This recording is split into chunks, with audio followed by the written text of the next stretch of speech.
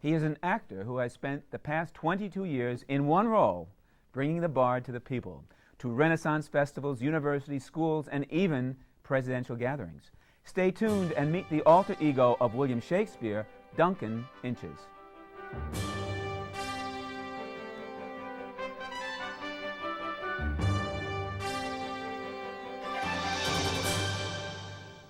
Welcome to It's Steve on Sunday. I'm Steve Kamadian, General Manager of News Channel 9. Each Sunday, you'll get to know the personal side of an individual who has a special connection with Central New York.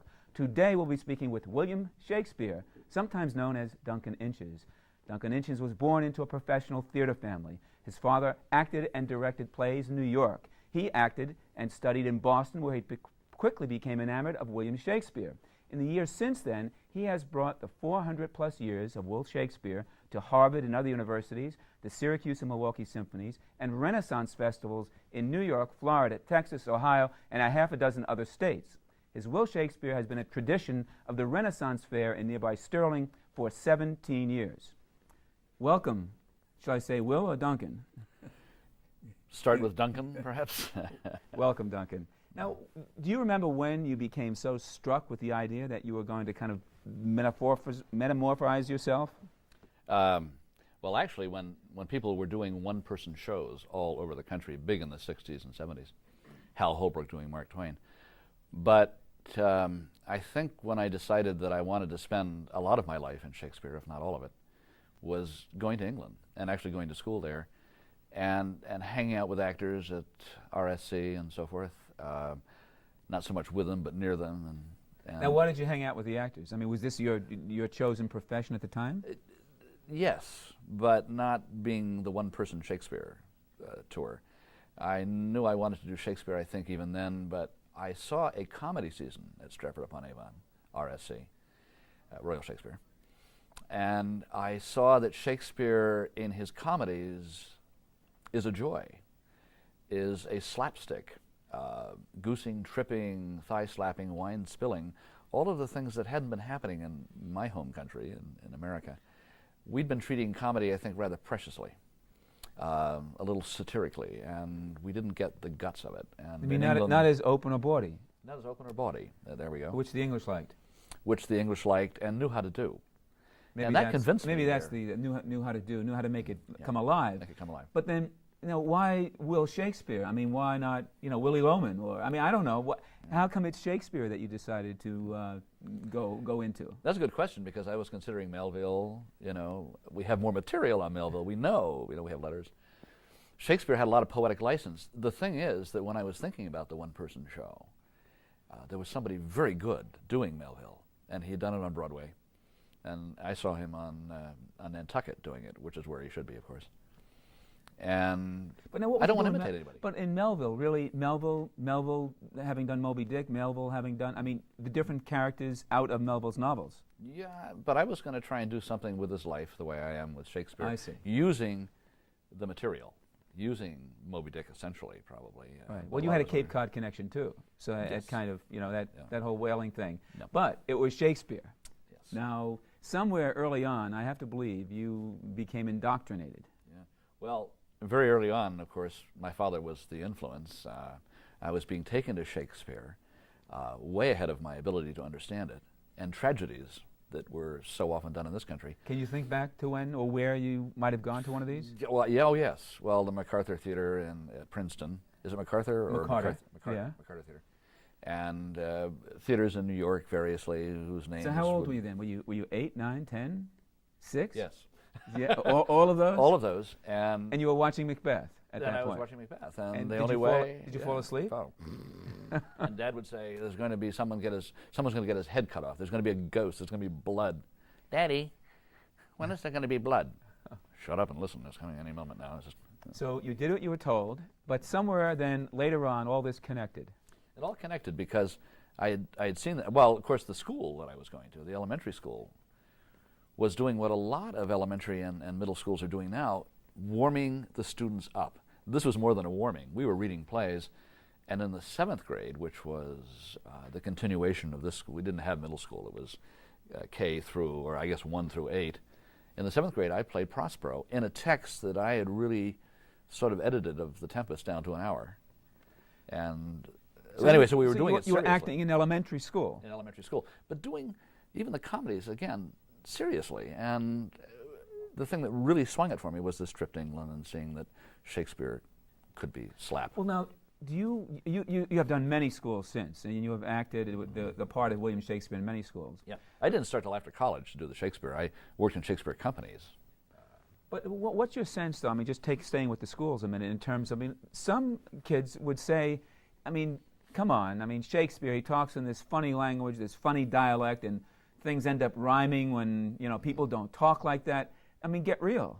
I mean, what do you say to that? Well, that's his strength, I think, that he says it artificially and differently in lovely ways and in very good ways. And I talk to kids. What do you say to people, though, Duncan, who say, yeah, but it's artificial. I mean, it's not real. What do you say to that? Well, I tell the kids that they're listening to all kinds of music that, for me anyway, and I think for them, is difficult to understand. I defy them to tell me what Michael Jackson's latest, if I could play the record right there for them, what Michael Jackson said in the first song, until they've heard it 15 or 20 times, but they allow it to creep into their enjoyment area because of the sound of it, the euphony. They will allow even jazz, if they have some of that, or classical music, they know what I'm talking about. They allow themselves to enjoy it, even though they don't have a literal interpretation of it. And then as it becomes more and more part of their experience, they begin to analyze it or understand it. And do they buy into the analogy? Do the kids buy into that? I think so. I think the teachers do, and then they continue it after I leave. I think they get it. Right. And then I give them illustrations.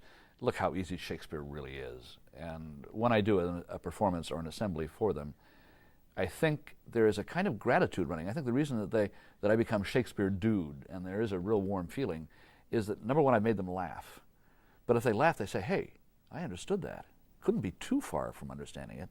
And one thing leads, then they hear it a second time, maybe they heard it in middle school, they hear it in high school. They hear it twice in high school. Do you do questions and answers after you... There's a Q&A. It's called a tea with Shakespeare, tea with me. See.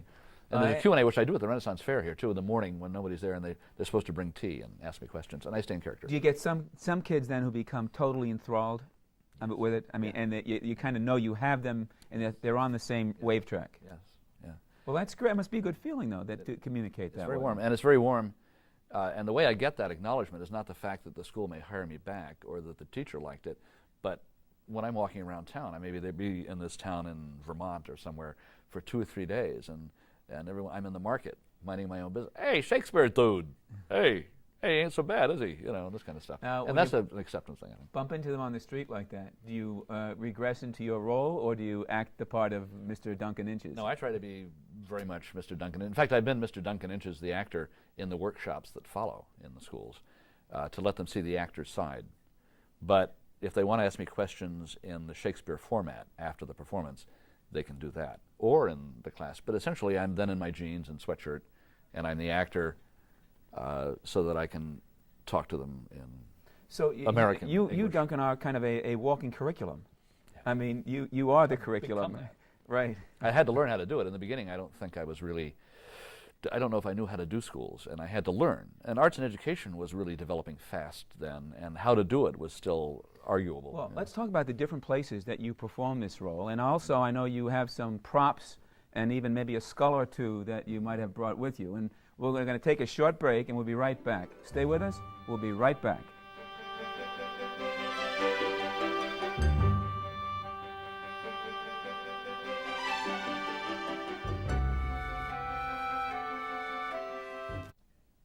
Welcome back. You're watching with Steve on Sunday, and we're talking with Duncan Inches, who plays the role of Shakespeare.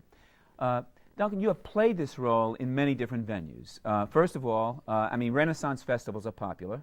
17 years right here near Sterling. All right. Any other, like, what are the other venues you've played, and anything unusual? Well, besides schools and colleges and bookstores and so on, I did quite accidentally, because I do the Folger Library. Folger Shakespeare Library in Washington. Somebody saw me there who is in charge of the Renaissance Weekend at Hilton Head, South Carolina, which is a big gathering of many politicians of all kinds where they can talk off the record. They can say, well, I liked the way the Wobblies did this, or the communists did this, or somebody, a socialist did this. And nobody's quoting and it's not on record. Okay. And I think somebody thought, I know somebody thought at the Folger Library that it would be cute even though Renaissance doesn't mean the same thing, it's just rebirth of government, that it'd be nice to have someone in a Renaissance costume, Elizabethan, at that Renaissance weekend. And so the Renaissance there is the presidential, known to be a presidential gathering. And I'm the only one in a tapestry suit, which are fancier than this one. Because of what you said, the Renaissance is not Renaissance in terms of period of time, but rebirth. Rebirth. But you're there in period of time. Yes. And so what happens? And rebirth. Right. Right. Well, they brought me in. When I got there, I was excited, of course. It was the first year of his. He had completed his first year in the presidency. This is President Clinton. President Clinton. Oh yes. Okay. We didn't. Right. He would be there. I was told he would probably be there unless some national emergency happened. And I was brought in. I thought to perform essentially for adults, but that's a very family-oriented 5 days that they have there. And in fact, I felt guilty that I didn't have any children. You know, do you have any children? Where are they? Well, no, I don't. Well, can I sit here anyway? You know, and the reason I'm saying this is that I guess most of my material stressed that I perform for schools and for the very young. So they thought, wouldn't it be nice if one of the many things, they have this ongoing Renaissance ranch or camp or something, if I performed for the children. Well, I did, and then it got back as to how the adults should see it, and would I, and then they couldn't fit it in, so I strolled the New Year's Eve party, which I didn't really want to do because I was the only one in costume, you know. And acting the part. And acting the part, and doing bits as I do at the Renaissance Fair, except when you come in there, you're expecting Renaissance characters to come up to you. I'm the only one. I look like some kind of nut in a costume. But these are lovely people. They're lawyers. And now Shakespeare had much to say about lawyers. A lot to say about lawyers. Is this where I should slip in? You slip into lawyer talk? Lawyer talk. Well, we'll get to that. We'll get to that. And so what happened is now I'm performing, and the president's in the room, and his family, and lots and lots of senators. This thing had been formed for governors years ago to discuss, 15 years before that, 20 now, something. But I was doing shtick with beautiful women doing sonnets, whatever would occur. And the president came over to me, I would say 3 times. I didn't pull it on him. I'm not that aggressive. He was within earshot apparently and was curious. Here I am, the only one in a blue tapestry costume. And did he ask you about any particular roles? He said, yeah. He said, was that a little piece? Was that Hamlet? And then a little later, was that Julius Caesar? Well, those are things we all know, or most of us. But then he came over, and I can't give you the whole speech here, but he said, none of this, Mr. President blank. Tell me if I'm wrong. Love's labor's lost. Now, I think that's a very difficult play. Very few people know it, have read it, or understand it. Never mind remember it. But he was knowledgeable about it. Knowledgeable about this little line that had been edited in. And I said, that impressed me, Mr. President. And he said, I told you not to say that.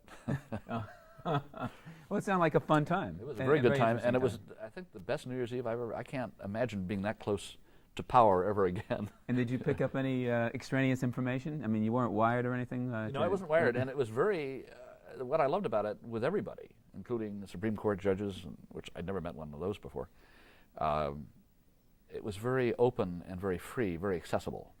And if someone wanted to ask me a question that way. Well, then let me ask you then, if Shakespeare were alive and writing at this time, and he had this material before him at the festival you just went to, I mean, are we talking comedy, raw material, tragedy? Oh, I see. I mean, what would he make out of all that? I think the first thing that comes to mind, I mean, comedy would be ripe. Most of the things I can remember are comical. But I would say on history, which he would probably play with a little, and then have a comic subplot going on. Falstaff would have to be there, and there were famous comics there. Al Franken was there, for example, and a few other I can't think of them. Right. Well, he'd write something about it for sure, because it does have a lot of. In fact, Al Franken did write something about that in his book. What's his name is a fat idiot. Right. Right. And there's a chapter in there about that weekend there. Well, now let's take a look at some of the props you use. I forgot that on purpose, by the way.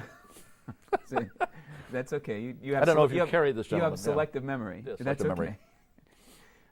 What about some of the props that you use? I mean, to get your point across, I mean, you're wearing a couple of props, actually, with your get-up, but now you've got some stuff with you. No, this is somewhere between now and then. I thought perhaps that, well, you might appreciate this. And what is that? I think it's a lawyer. Oh, it's a lawyer, I see. Why may not this be the skull of a lawyer?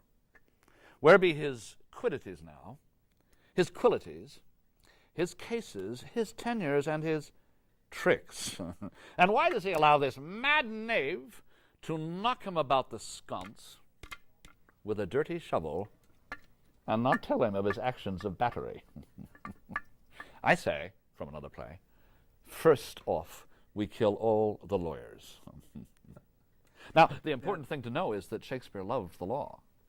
And he knew the law well. Yeah. Oh, yes. But he was kind of making fun of what the lawyer could do now. He couldn't do very much to defend himself. When have you heard a joke about the law, but it was told you by the law?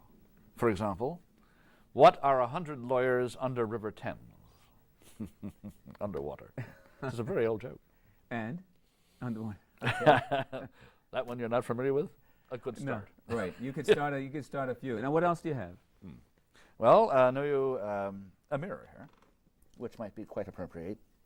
And see here, do I have to look, God help us, at my countenance? My, what a noble head! Why is time such a laggard of hair, being as it is so plentiful an excrement? Because it is there for all. And it goes on a bit. I think you have not time. This is from Comedy of Errors. Okay, what else have you got? A bold character. Here's a good one. Some have thought that I may have said that the pen is mightier than the bare bodkin.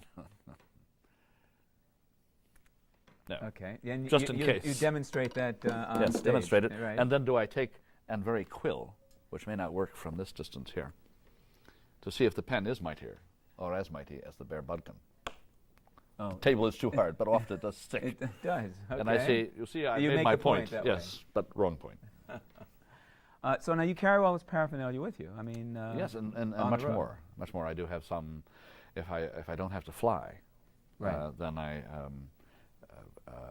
carry furniture in the van. If I have to fly, they Right. supply the furniture for me, and I bring the props. Well, now, UPS. let's just for a minute, Duncan. I mean, talk about. I mean, this is entertainment. What you do. It's enjoyment. It's fun for the kids. It's a learning experience for everybody. It can be a learning experience. Back then, in the Elizabethan era, when Shakespeare was writing and the plays were being produced, I mean, the world was obviously totally different. There was no television, right? What was the Elizabethan theater? I mean, can you describe a day at the Elizabethan theater? Yeah. Very often it was a tragedy and a comedy, not necessarily Same day, in that same order. billing? Same day. Tragedies, of course, traditionally Hamlet does 4 hours and 10, 4 hours and 20 minutes, depending on how fast you are with the cues. And then there would be an interval where we are told there was bear baiting and all kinds of the sort of things you see at a Renaissance fair, perhaps, food and dance and music and so on, maypole things. And then finally, a comedy usually is what followed, and that would be a little shorter, 2 to 3 hours. And they didn't have to rush home. There weren't any books were there, but they were expensive. Now, the people who went, I mean, was it? I mean, it was all parts of society. All parts of society. That's why you have for the lowest, meanest characters, the worthies, all the way up to kings and queens. So it was a very communal event. Very communal. And I mean, on the scale of popularity, I mean, is it that it was just a small niche of people, or I mean, was this a hugely popular time or form of entertainment? Well, it was something you weren't supposed to do. You weren't supposed to go to the theater. It was sort of a nasty place to be, but somehow it happened anyway. It was the naughty thing to do. I could compare it with what some things we do today that we're not supposed to do, but you hear the little old ladies and the little old men and the church people tittering and talking about how they went to this, that, or the. I'm not going to mention what. This was the in thing to do. That it was literary. I don't think so. There are jokes, however, for people who are learned, and there are jokes for the menial, and all are enjoyed by all. I think one of the things that needs to be stressed is we think of London as it is today. We think of almost any town in England as it is today, and that somehow there's this great division between classes, the nobles, the worthies, the low characters. Braveheart best shows it, even though that's much earlier. A pub where the king is this dirty sort of farmer kind of guy, dusty, who's in there drinking with the boys. Now, there is one side of the pub that's for upper classes, another for the lower classes. It bleeds together and does even today. So it was so more we know each other. We know it was we more know, commingled. Yeah, we know how Shakespeare knows how the royal spoke, how the nobles spoke, how the upper classes spoke, as well as his own middle class and lower classes. They all mingled. It's just a small little farming town in those days. Well, we have some mingling times coming up with the festivals right here, and let's talk about that in a minute. We'll be away for just a couple of minutes. I'll be right back.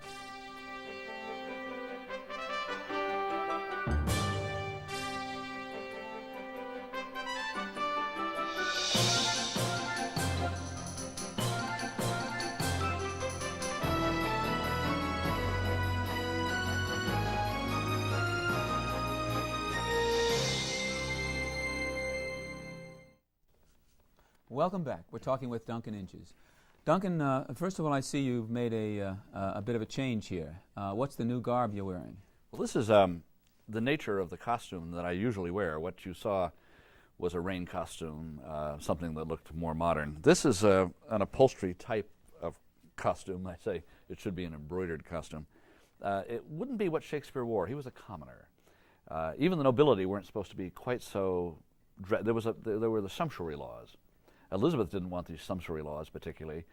What happened was commoners and middle classes were dressing better than royalty because of the Renaissance and the trades, and they were becoming rich and so on, bringing silks in from the Orient and when the merchants became too powerful, fancily dressed, and so they attempted a law, the sumptuary law, which was not enforced. It didn't have any teeth in it, and Elizabeth was half-hearted about it. But what did it mean, though? You could only wear certain things? I couldn't wear things this ornate. There were certain things that Elizabeth, for instance, white or silver, pearls, I've forgotten, but things that were very, very fancy, gold trim. That's amazing. You mean like it's like us, like Congress passing a law that a certain group of people cannot wear gold trim. Brooks Brothers, yeah, Brooks Brothers suits or something, and or very expensive suits, silk suits, cashmere.